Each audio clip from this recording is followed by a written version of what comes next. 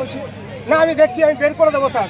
একদম স্যার আছি, ফালতু টাইপের কোনো সিন ক্রিয়েট করবেন না। কারোর থেকে এইভাবে আই কার্ড যদি আপনি ছিঁড়ে নেন, শুনুন অনেকক্ষণ হয়েছে, কিন্তু আমি বলে দিচ্ছি আমি জানি কিভাবে ডিল করতে হবে।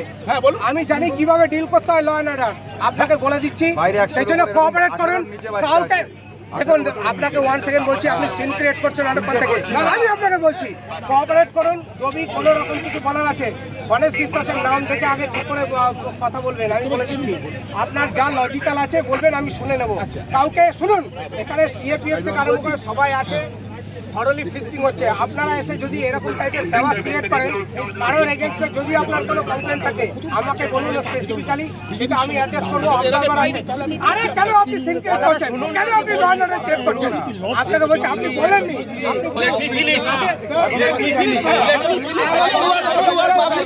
কথা বলুন, ধরেছি আমরা, আমি দেখছি তো কি হচ্ছে। पीछे पीछे पीछे चलो चलो चलो चलो अरे भाई चलो ग्राउंड में नहीं ग्राउंड में आगे अरे হাইকোর্টের নির্দেশ মানছে না এরা স্টাফ ঢুকে যাচ্ছে